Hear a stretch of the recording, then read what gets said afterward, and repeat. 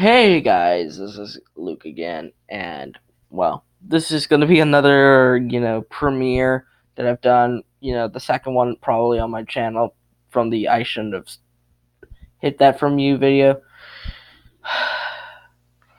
But let's talk about YouTube.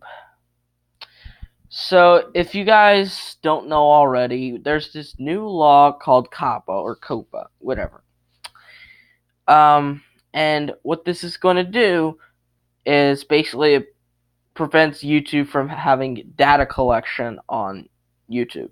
So this so YouTube is doing what YouTube does and pass the blame over to creators instead of actually taking fault for their own mistakes and just admit that we fucked up, we screwed up big time. Sorry. And just admit to their own mistake. No, they have to pass it down to the creators. So now we have to comply with COPPA by marking our videos as made for kids or not made for kids.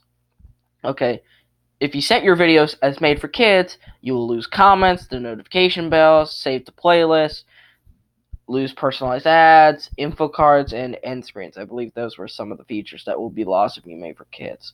But if you set it as not made for kids, and if the FTC disagrees with you, then you could potentially pay a fine of up to $42,000 for not complying with COPPA. So we're sort of stuck in a way where we either have to lose communication or at least lose part of our communication and what makes us a YouTube channel, or we get fined and potentially have to pay for it. So does this mean that we're sort of stuck? And thank God I'm not monetized, but I feel what the monetized channels have to suffer from. They're stuck. They're like stuck between a rock and a hard place. They can't make way too overly grotesque videos because that will get demonetized, but they can't also produce kid-friendly content because then doesn't make them money either. So they're sort of stuck. And what's even worse is that if I'm going to be honest, this isn't our fault, obviously, because we did nothing to deserve that. It isn't the FTC's fault because all they really did was tell YouTube, hey, you can't do that. Some people may say it's YouTube's fault, but I don't think so because YouTube didn't know it was collecting the data. At least as far as I know, it never didn't collect it. It didn't know it was collecting it. No, the true culprits of what I believe from COPPA are bad parents who just allow their children to watch YouTube without their consent. And if they are under the age of 13, because that's what a kid is defined as in the United States. So it really comes down to this. It was first fueled by bad parenting, parents who just allow their kids to watch YouTube, even if they created their own accounts. Two, it got spiced up, got further insinuated by YouTube's negligence and just being flat out lazy about the situation, and it all culminated with the FTC saying to YouTube, "Hey, you can't do that," because that was a blatant disregard to COPPA because it was amended in 2013, where it included like web cookies or something like that, where you can't use web cookies for personal information. And for a while, YouTube was in the clear. They were in the clear because they told the FTC that our site is made for viewers 13 and older. Yet studies have shown that younger kids have YouTube as their main source of entertainment, especially for around the ages of 8 to 12. So it really comes down to those three factors. So that's basically what COPPA is. Now, how does this affect me? This video is really mostly about the fate of my channel. to see if I can go on even with this new law. So basically, all my Ninjago videos, I could still make Ninjago videos probably. I'll just set them as made for kids because YouTube doesn't care about context or actually the whole content in the video itself. All they care about is looking at it from an outsider's view, from a person who's never watched a YouTube video in their life. And let's be honest here, who hasn't seen at least one YouTube video in their life? They've seen, and if it appeals to kids or kids aren't your directed audience but still watch your videos, then it counts, which is stupid. So then I would lose comments, but that's really the only big thing I will lose, and the notification bell, that too.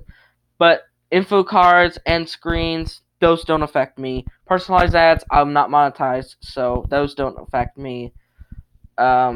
So the only two big things I will lose is the comments and the notification bell, which basically means you don't know when I'm going to upload a video. Now. So another good thing, okay, but here's a good thing about this. These changes won't be implemented into effect until January 1st of 2020, which means I will still be able to make content on YouTube. And if you are a YouTuber and you're worried about this, don't quit just yet. Still make content until around January 1st of 2020. Because who knows what will happen until then. It's too early to give up now. Because don't terminate your channel just yet. Because if you do and the law gets amended, you just wasted your entire channel. And you have to redo all of that all over again. Unless you saved your videos, of course. But what I would recommend is to stay alert to new updates of, YouTube and COPPA. But how does this personally affect me? As I said, my gaming videos would have to most likely will be child friendly. So possibly I won't play Call of Duty for at least a while because I wanted to play Call of Duty on my channel for a while now, even though I don't really have a screen recorder on my 360 to even do it. I would have to record it on my phone, which is not even that good quality to begin with. So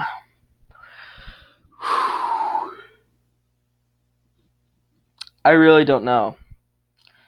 I'm not gonna quit. We could still, I wouldn't say fight back against COPPA, but I would say that we can do something about it. At least another thing that's making us tremble is the definition of what makes a child-friendly content is so vague that it could practically mean anything.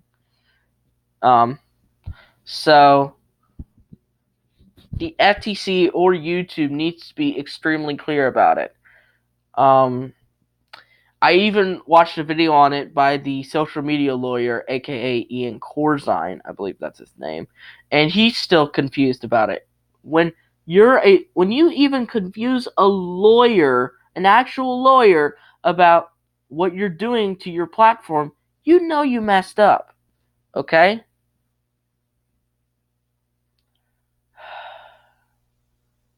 So does that mean that I'm going to quit around 2020? Maybe. I don't know. But I don't really have anywhere else to go. That's my main problem. I don't know where I'm going to go. I don't want to stop making videos because of a law that I don't agree with. And I don't want to get fined for a video that's practically up to interpretation, and some big boomers up in the FTC don't see that. Yeah, I said that. I said it. Boomers are ruining society nowadays. But hopefully I could produce more content in the future, new theories, and even when season 12 arrives, possibly in January, hopefully I could still make content. If not, then I guess it was great knowing you all. But um, let me see. If you're talking about new content that I want to do, so theories. If I can make a theory in my head, I'll upload it. I was gonna do videos on the underrated seasons because I never had the chance to do underrated seasons because of season 11 and season 12 sort of getting in the way.